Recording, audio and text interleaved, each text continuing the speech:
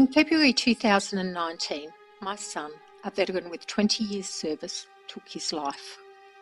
While seeking answers, I became aware of and joined a growing campaign led by veterans and their families for a Royal Commission.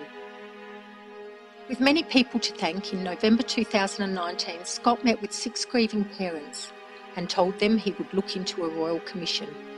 He assured them that all options were on the table. Just days later, when Labor called for a Royal Commission in Parliament, Scott began his marketing campaign and promised to look at the prospect of a solution over the Christmas break. Every member of this Parliament agrees that reducing the appallingly high rate of veteran suicide in Australia should be an absolute priority.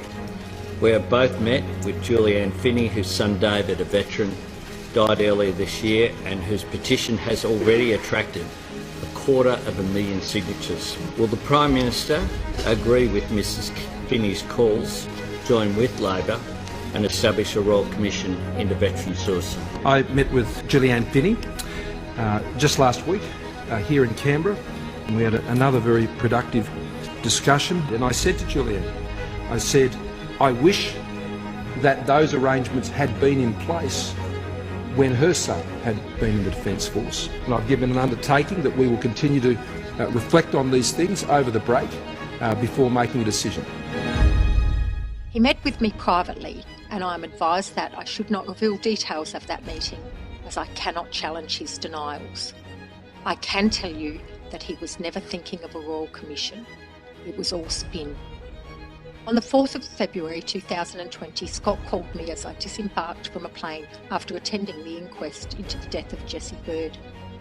He told me that tomorrow he was going to announce a National Commissioner, which was as good as a Royal Commission, but better because it was ongoing. I had gone to the cemetery for my son's funeral and then with a current affair. I said I would not go again until we had a Royal Commission, and that night I visited my boy to give him the news. Turns out, Scott sent me to the cemetery on spin. In mid-December 2019, Josh Frydenberg tried to offer a whatever it takes free-for-all in a secret meeting to people that he thought could help him avoid a Royal Commission. I wrote a letter to Scott and Josh and forwarded the letter to the media. The letter was picked up.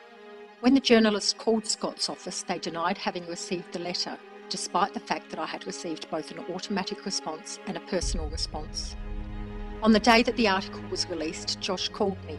He was aggressive and demanded that I retract the article, give him the name of my sources, and give him the numbers of those who had outed him. And I refused, and he hung up on me. His bullying nature is known to many, but as a parent fighting for her child, I was shocked to be on the receiving end. At the time of the announcement, Linda acknowledged that the government had done nothing, and that the very people who need to be investigated had put the idea of the almost Royal Commission in place with legislation that would see no accountability for crimes committed against veterans. I'd also like to sincerely thank the officials of the Department of Defence and DVA for their expertise and their dedication and their passion for developing this policy package over the summer months. It was Linda's attempt at steam cleaning the issue. The Veterans Affairs Minister gave his usual rehearsed lines. He was and remained incompetent as a minister and was unable to stand up to his boss at any time during his reign. 1 week later, I met with the Prime Minister for the last time, with 2 other grieving parents. After a lengthy conversation, I did tell Scott that I didn't believe him, and he responded with, "Well, I am the Prime Minister, Julie-Ann." Later on, I appeared on Q&A. I asked Darren why his government wouldn't have a Royal Commission. What is it that your government is afraid of in having a Royal Commission into past suicides? And you guessed it, I got more rehearsed lines. Round figures, about $11.5 billion provided through my department to support about 300,000 veterans and their families.